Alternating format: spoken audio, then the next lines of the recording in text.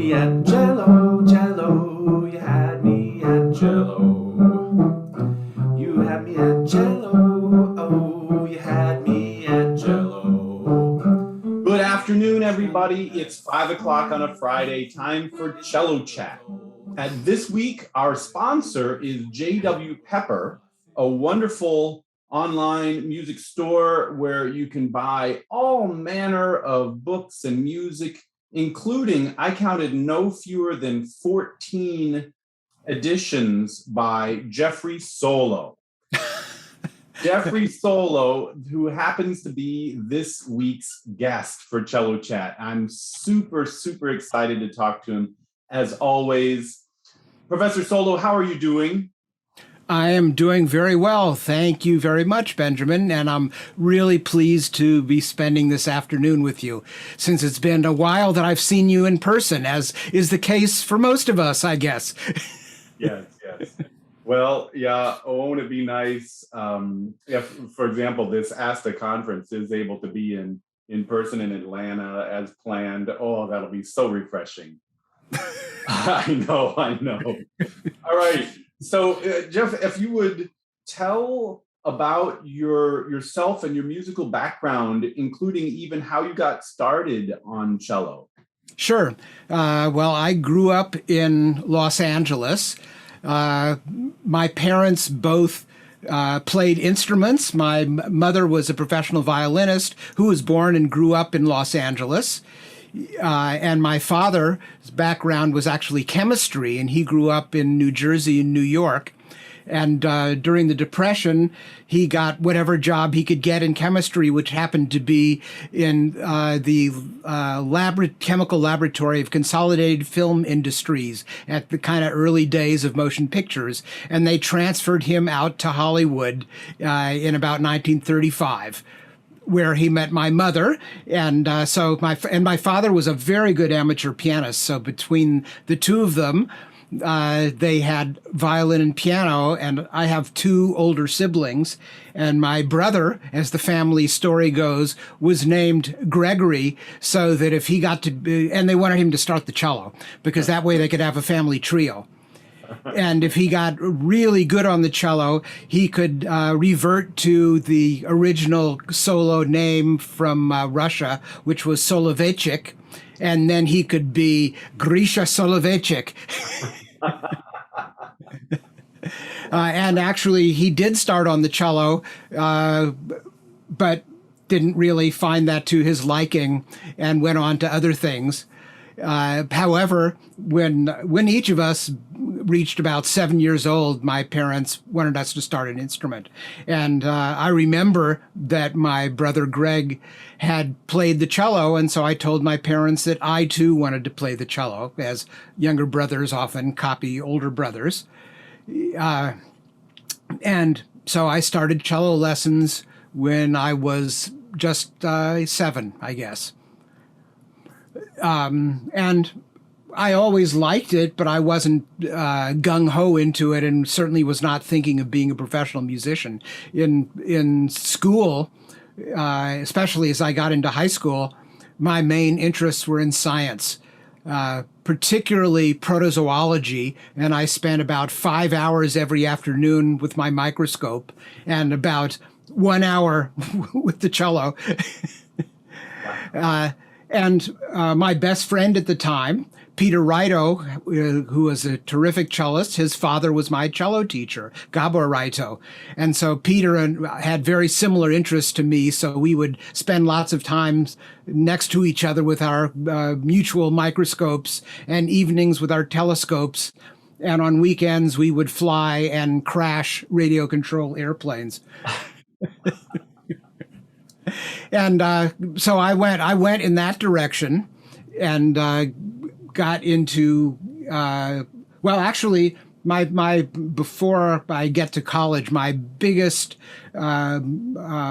momentous musical experience in my life was going to the Music Academy of the West when I was 15 years old, which is certainly still in existence in Montecito, which is a suburb of Santa Barbara.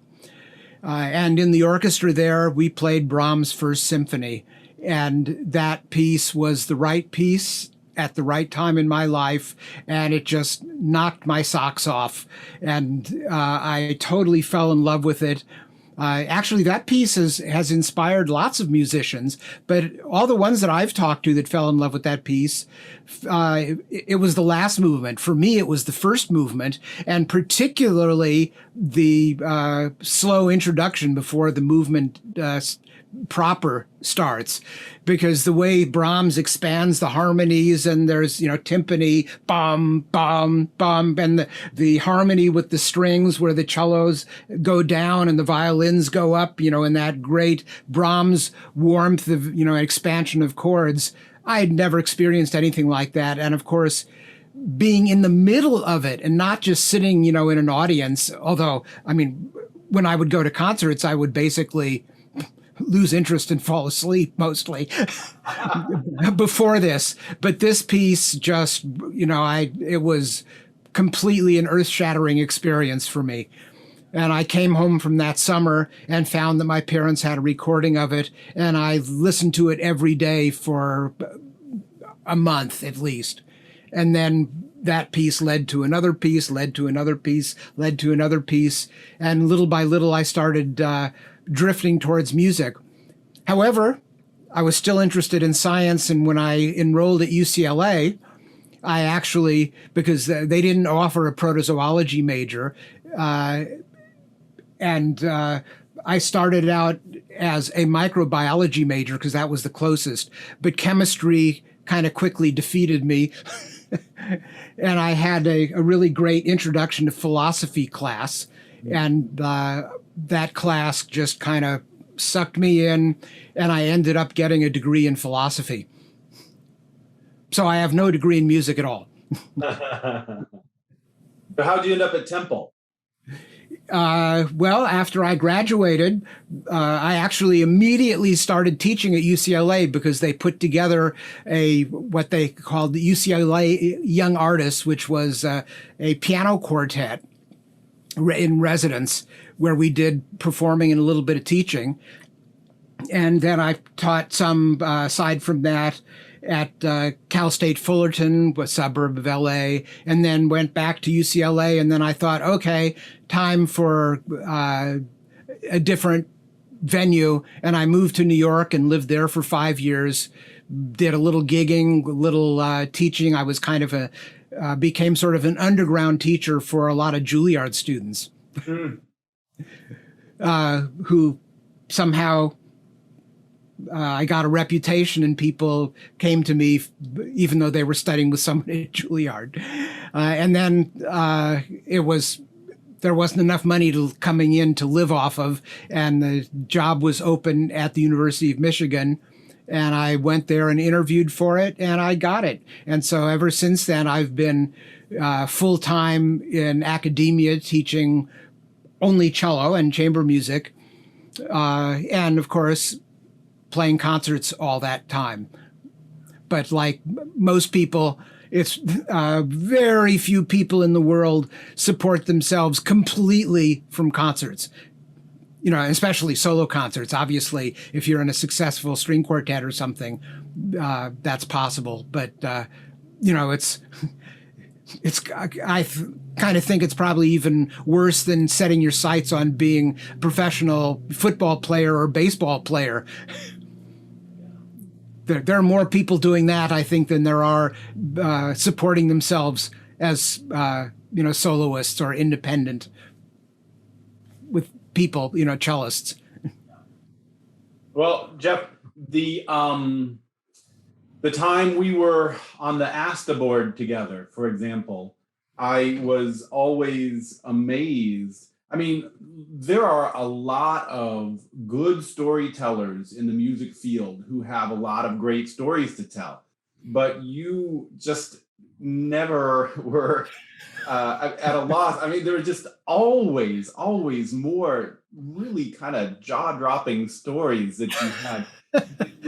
I can't think of what those were, although, of course, since when I started at UCLA, At the same time, I started studying with Gregor Piatigorsky at USC. And of course, that brought me, not only did he have such an amazing background, but it brought me into contact with Jascha Heifetz, the great violinist, and other people. So that certainly provided inspiration for a number of stories. Well, and before that, I did mention that Peter Raito's father, Gabor Raito, was my main teacher. So I basically had, I had for shorter periods, other teachers, but I studied with Gabor Raito for 8 years. And then with Piatigorsky, it's actually kind of hard to assign a specific number of years because it very intensely through the time that I was at UCLA. But then I kind of little by little receded away from the class to develop on my own more. And I also became an assistant to the class because he modeled his class the same way that his most formative teacher, I think, was Julius Klengel. Although Piatigorsky, like other people, say like Casals, was really self-taught. Even though he had teachers, he, found what he needed on the cello through his own innate gifts as both physical gifts and musical and mental and emotional gifts. So it was sort of self-generated. But the model for people like Leopold Auer, who was Heifetz's formative teacher, was that the master teacher had usually one assistant, maybe a couple more, and the students would work regularly with that assistant. And then you would work up repertoire, and almost all of the lessons with Piatigorsky were in a masterclass format. And when I started studying with him, Lawrence Lesser was his assistant. And of course, Larry Lesser is now still teaching at New England Conservatory, kind of an amazing longevity as a cellist and a teacher. And so I would work with Larry every week. And Piatigorsky's classes were generally about 3 hours on Mondays and Thursdays. He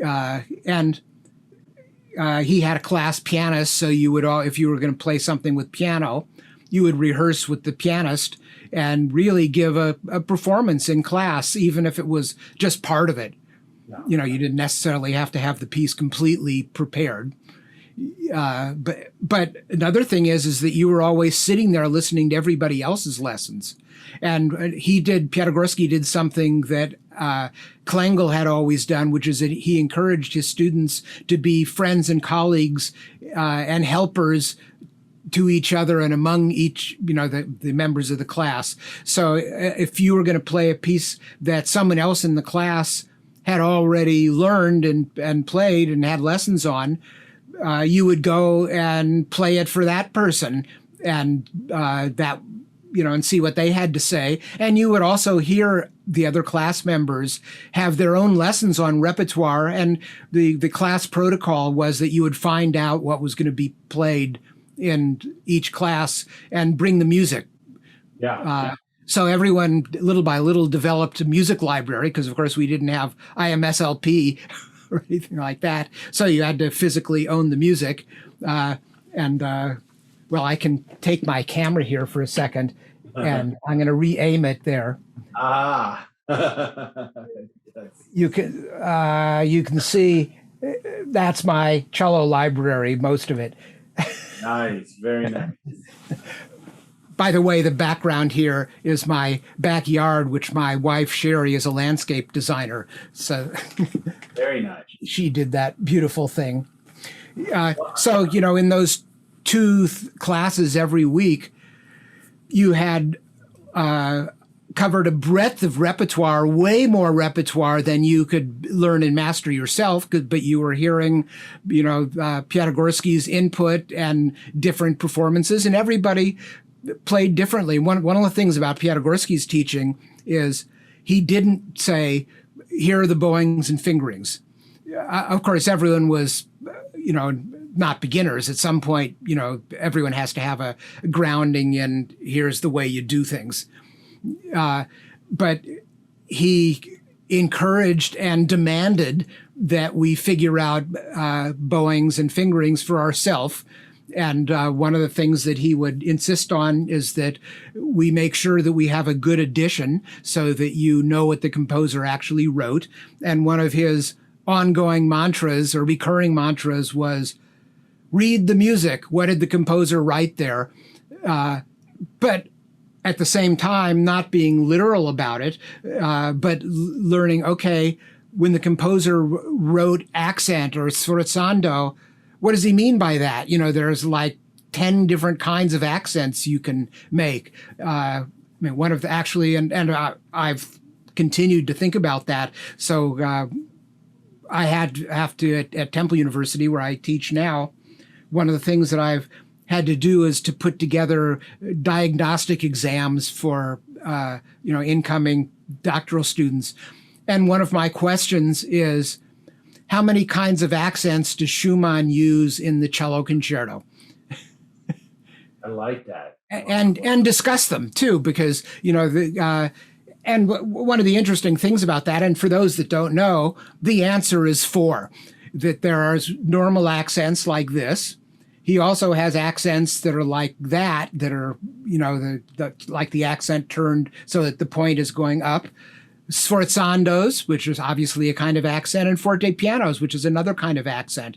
And while Schumann is not absolutely 100% consistent in his marking of these, he's like 90 something percent consistent, that when the music comes back, the same place, he puts the same kind of accents over the equivalent notes, which means he wanted them to be different. And, there's like no key to what he wanted. So you have to think about what is the composer, what's the context? So if you think of music as like a blueprint for a building that an architect draws up, the blueprint is not the building. The building is the building. And the person who's putting it together has to follow the instructions of the blueprint. But there's all kinds of stuff that's not going to be there. And especially when you get down to whoever is going to move in, what color you're going to paint the walls and the furniture you're going to put in. And I think that a score is very much like that, it's the basic structure, but it's not the music. It's just the closest we can get to the key to what was going on in the composer's head. Absolutely. By the way, I love that photo of Piatigorsky with you, a young Jeffrey Solow on your website. It's a great photo.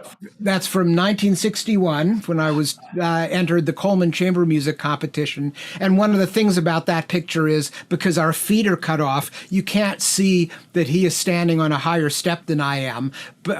So, of course, the comparative heights are like, he's this and I'm this. But, obviously, he was much taller than me because he was 6'4", and, I was 12. All right. Well, another thing I really like about your research interests, you don't, for one thing, they're very broad. And for another thing, you don't appear to just accept, okay, that's just the way these things are taught. You will try to find, you keep reading, you do this continuing education type thing to find out, okay, well, what really is like the angle of the bow on the string is one that it seems to come up every year in ASTA, and those sorts of things. And just kind of in keeping with the theme of this series of interviews, that sort of curiosity about the entire field of music and not taking things just kind of for granted. Can you talk a little bit about how your own curiosity and fascination, and how you try to infuse that in your students as well, so that they don't just kind of go on autopilot either? Sure. Well, one thing is there's just curiosity into how it works to play the cello. But, and since I came close to going into science, obviously doing science is all about curiosity. So I've always been interested in how does it actually work. And another of Piatigorsky's observations through his past experience is that he said that Toscanini defined tradition as the last bad performance. And while, there certainly are things to learn from tradition, and I think one should know the performing tradition, but that doesn't mean that that's the only way to do it. And it also may not be what the composer wanted at all. And especially if you go back, the farther back you go in time, the less we know about how everybody played. And especially if you go back to Bach, even though there has been this, through most of my lifetime, continuing burgeoning interest in what used to be called authentic performance practice and now is historically informed playing, because people realized that finally, there's no way to know what people really sounded like, because, all you have is what people wrote and looking at the instruments themselves. And that doesn't tell you really what it sounded like. But it's kind of funny that in recent years, lots of Baroque performers have, I think, gotten very dogmatic about here's the way it has to be, when they maybe have forgotten, or at least some of them, that it's all hypothetical, that we just don't know. And the closer we get in time, the more there are unbroken traditions. But still, even a tradition where one teacher studied with this teacher, which studied that. Most people are familiar with the game of telephone, where you sit in a circle and whisper, each person whispers a phrase to the next person, and then you compare the end with the beginning, and it's wildly different. But at least you can trace people in the 20th century who studied with important people that were born at the beginning of the century, or even, I didn't officially study with Casals. I played for him, and, Casals was born in 1885. Is that right? Yeah, I think so. Or no, 76. Sorry. Right. Yes. And so one of the interesting things about Casals and when he was born was he was not the first person to perform or record the Dvorak concerto, but he was the only cellist to record it who was born before it was written. Which is really interesting because, with like Feuermann being born in 1902 and Piatigorsky, even though his official date is 1903, more recent research shows he was born in 1904. If you've grown up and it's already in existence, it's kind of the same as it is for me. It was already, by the time they were learning it, it was sort of standard repertoire, but it wasn't for Casals. And Casals actually matured as a musician in the same musical environment that Dvorak lived in. So when you listen to Casals playing the Dvorak concerto, you're actually really getting a window into that period of time. And you can learn a lot from that. And then, when you go back, as I said, if you go back, you can go earlier in the 19th century, and you can reach back with this person studied with this person, was studied with this person. A little bit you can do that in cello, so who did Klengel study with kind of thing. Actually, I can't even remember who Klengel's official teachers were. But one of Piatigorsky's teachers, Alfred von Glenn, studied with Davidoff, who was the most important Russian cellist. But that doesn't mean that Piatigorsky learned anything really about how Davidoff wanted his music played, except for the fact that Piatigorsky grew up in Tsarist Russia. Is like Casals growing up, in Europe. That you kind of breathed in the atmosphere.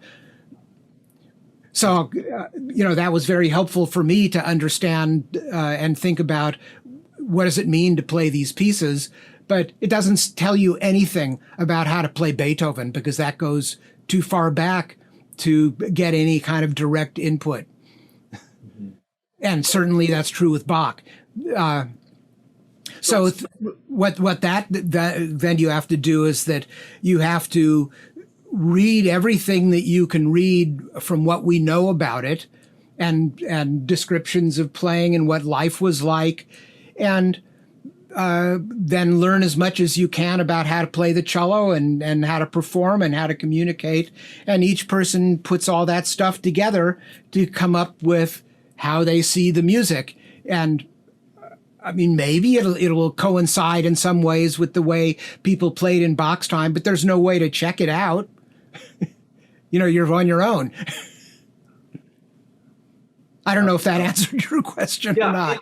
I was going to ask, if you run across a student, for example, who has kind of defaulted to like a dogmatic approach, like the Elgar Concerto. Okay, we have to play it the way Jacqueline Dupre did, or something like that. What you do to shake loose the idea of, get them as curious as you are, for example, about, well, what are the other possibilities? What else is out there? Okay, so in that case, I would say what one needs to do is you need to study what are all the available sources for figuring out what goes into that piece. And of course, Jacqueline Dupre, really her only direct connection to that piece is that she was English, so, it's hard to say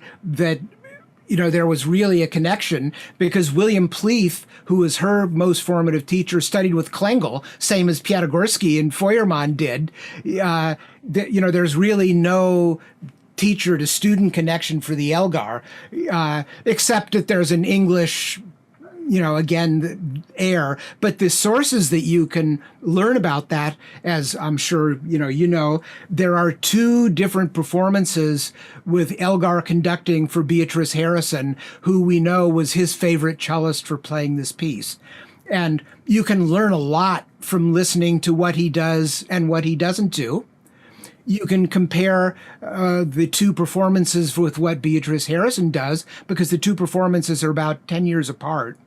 And the first one was recorded soon after the piece was premiered, and the next one was 1928 or 9 or something like that. Can't remember the exact dates. Now, one of the great things about Bärenreiter is that they've published a wealth of material on the Elgar Concerto. So, because before that, all we had, like when I learned the piece, was the Novello edition. And the Novello edition doesn't say anything, it just says Concerto by Edward Elgar, but there's a bunch of bowings in it, up bows and down bows, and there are certain markings that are in parenthesis. And I'm trying to think, I don't think there aren't any fingerings in it, but there are bowings in it. And one of the questions that I always had was, where did these come from? It doesn't give the name of any editor. And it turns out that they're from Felix Salmond, who played the world premiere. And but what Bärenreiter published is, not only did they publish a very carefully researched edition, but they published a facsimile of the orchestral score and a facsimile of the solo cello part that Elgar copied out from the score and gave to Salmond that he could use for the world premiere performance. And between all of these pieces of information, you can learn a lot about what to do and what not to do. And one of the interesting things is, in the last movement, the part before the orchestra plays the theme of, dum, and the cello is doing the pizzicatos on the afterbeat. So when you, right before that, the cello finishes this run going up, da da ba ba bum, and the orchestra continues the retard, da da ba ba bum ba ba ba dum ba dum ba dum ba dum, and that's what's written in the music. But in both recordings conducted by Elgar, he doesn't do that as a conductor. What he does is when the cello finishes, where in the music he continues the retard, he actually puts in a cello rondo in. So it comes out da da ba ba bum ya ba ba dum ba yum ba dum ba dum. And so what's the answer? What did Elgar want? Did he want it the way he wrote it? Or did he want it the way he conducted it twice, 10 years apart, And actually, I know what the answer is to that. He didn't care. And the way I know that is there's another interesting source of information, which Beatrice Harrison, as I mentioned, who was his favorite cellist for playing it, she wrote her memoirs. And she talks about performing the concerto with Elgar conducting. And she says there was one concert where they were about to walk on stage together. And he says to her, just before they walk out, he says, "Give it to him, Beatrice. Don't worry about the notes or anything. Give him the spirit." And when you listen to Elgar conducting it, one of the interesting things is that we're all taught as musicians very often to slow down in places in the music, where it feels like that you have to let everything kind of settle down. But one of the things that conductors always tell orchestras is, just because it says crescendo, it doesn't mean you should get faster. But when you listen to Elgar conduct, that's exactly what he does. And that was the tradition at that time, that he would very often get faster when it had a crescendo. So that people were way more plastic in what they did with what was written on the page. Another thing like that is listening, and this is where YouTube is really helpful. If there's a string quartet, which had a few different names at different times, but mostly went under the Bohemian Quartet. And they worked directly with Dvorak when they formed in the late 19th century. And they worked with him with like the American Quartet. And when they finally recorded some of this repertoire, a lot later, so their recording of the American Quartet is from 1928, but two of the original members were still playing in the group. And the cellist was a student of the previous cellist, and Vihan, who Dvorak wrote the cello concerto for, also played in that quartet for a while. He wasn't actually the first member of the quartet, his student was, and then his student got sick, and as the teacher, he stepped into the quartet, and then another of his students took over. So you have a direct connection between this string quartet and Dvorak and this piece. And when you listen to their performance of it, you can hear that the tempo is way more plastic than we're taught to do now. And one of the things that you can learn from that is things that a composer now would write poco ritardando, Dvorak wouldn't even put into the music because that was too small for him to bother writing down. That was in the hands of the player. And something, when he did write poco retard, we would interpret that as a regular retard. And if he said, molto retard, it was, or just retard, it was often what we would say molto retard. So there was way more flexibility in rhythm. But at the same time, it doesn't mean that you just want to listen to old recordings and copy them, because you have to process them through who you are as a musician and what the musical environment that you live in now. If you play a performance that is so foreign for what people are used to hearing, even with Shakespeare, most people can't really understand Shakespeare unless you're reading it from a book that explains what a lot of words mean that have changed their meaning from the time that Shakespeare used them.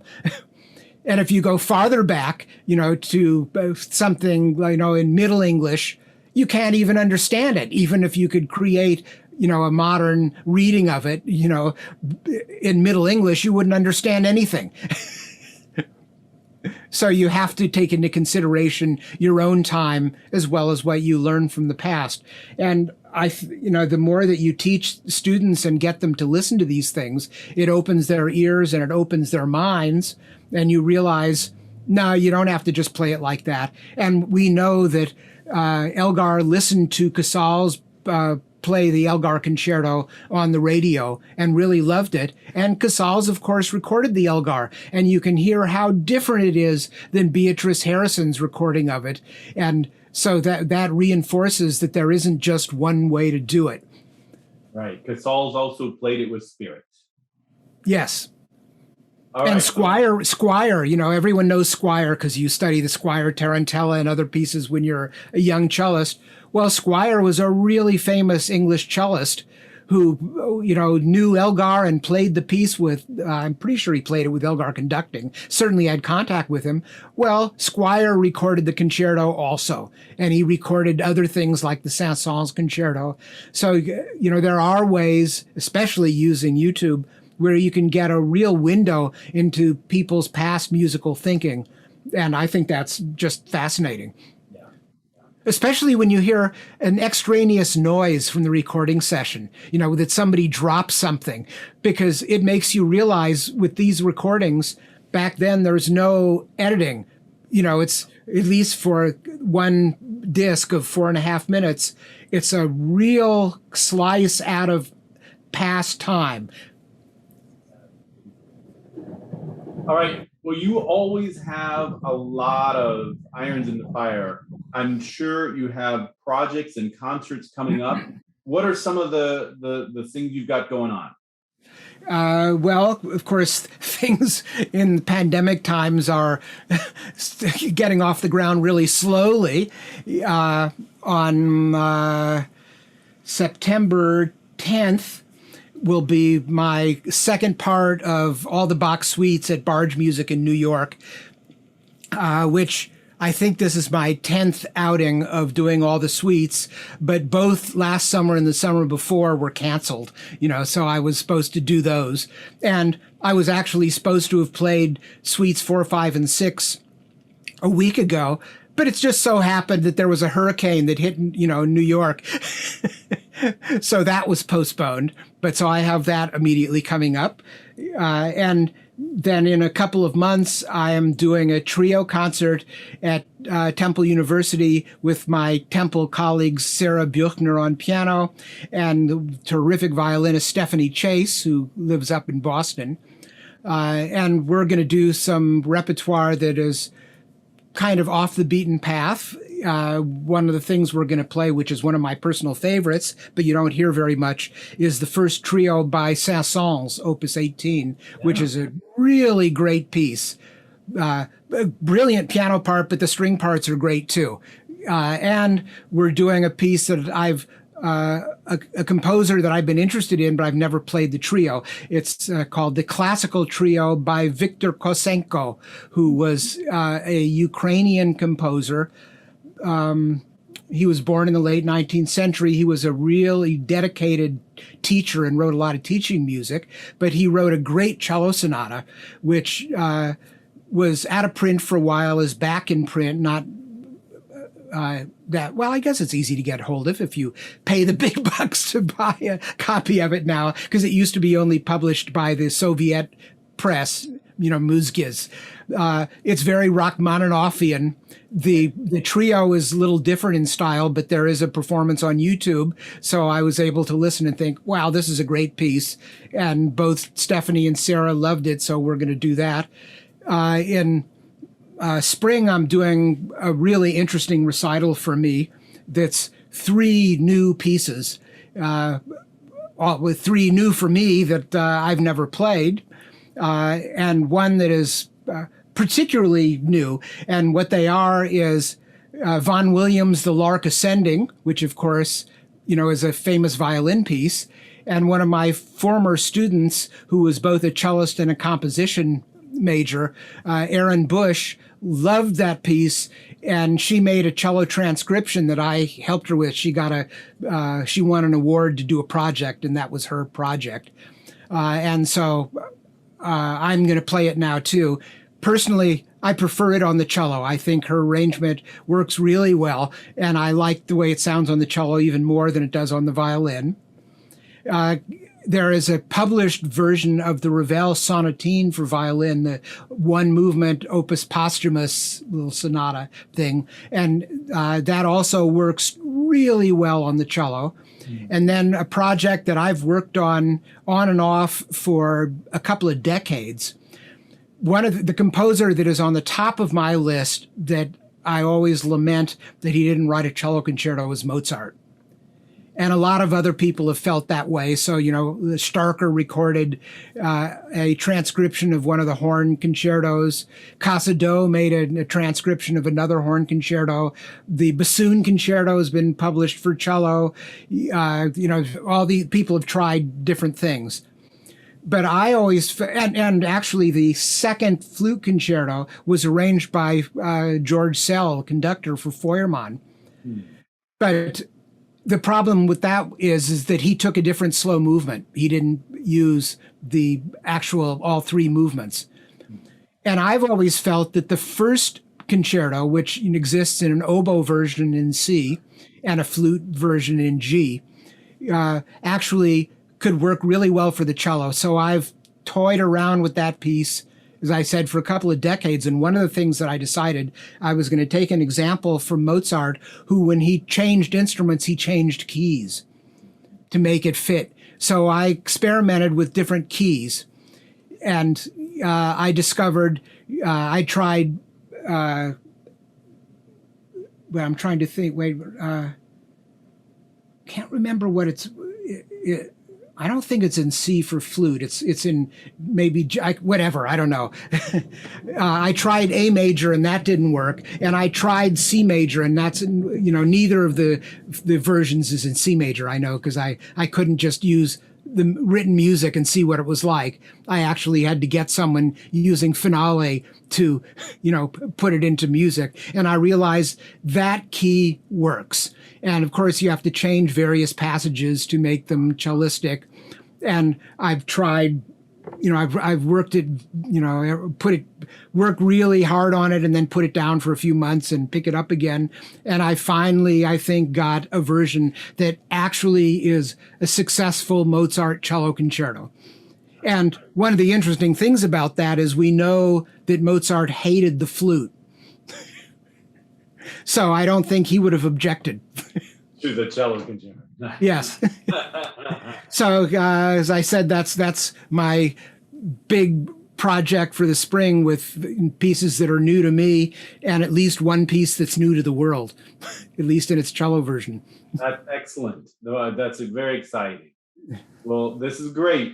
And thank you so much. It's really fascinating to talk to you every time. And I know my students and the viewers are going to very much enjoy.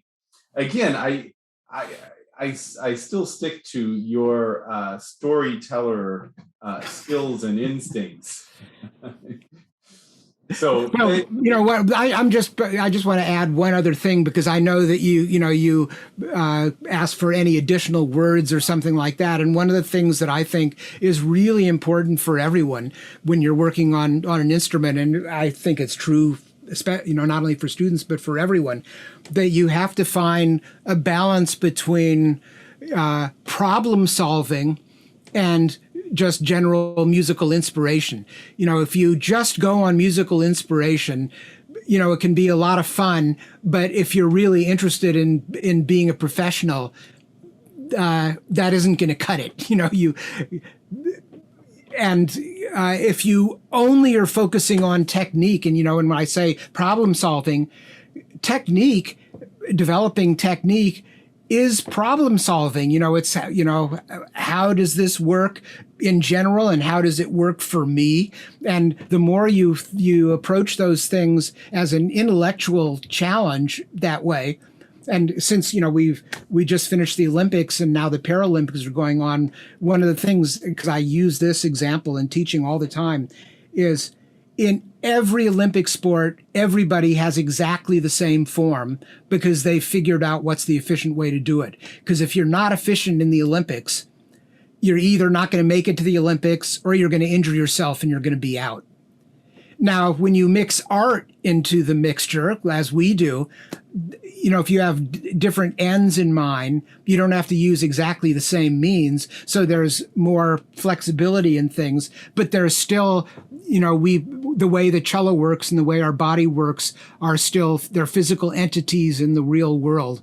And then you have to really use your brain, except ultimately, another thing I say to students all the time, learning to play is just not learning what it should sound like, it's learning what it should feel like, because that is really what you have to learn when you learn how to play the cello. And it's like learning to ride a bicycle. No matter how much anyone explains it to you, you don't know what it means, what those words mean, until you feel like, here's what it feels like to balance, and to regain your balance if you're this. No matter how much anyone explains it, it's on a very deep and true way meaningless until you feel it.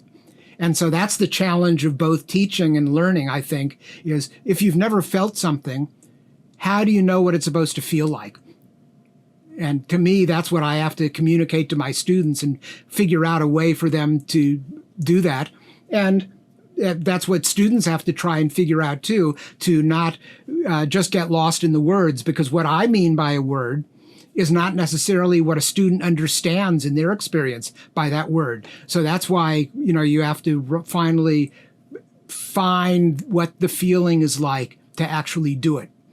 And I find that is a fascinating exploration, both from the, the sharing end from the teacher's side and the, receiving in and personal exploring end from the student side. And the more people get engaged with it in that way, because that's what I really mean by problem solving, is figuring out, how does this work and what is it supposed to feel like as well as sound like?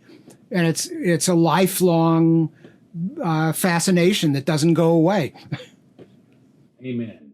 That is the perfect segue for people to then pick up their instruments, even if dinner gets cold, and get in a nice long stretch of inspired practicing this evening. Thanks so much, Jeffrey Solow. Thank you, Benjamin. It was a pleasure. All right, excellent. And thanks again to JW Pepper, our sponsors, and everybody. In the meantime, till next week, happy practicing.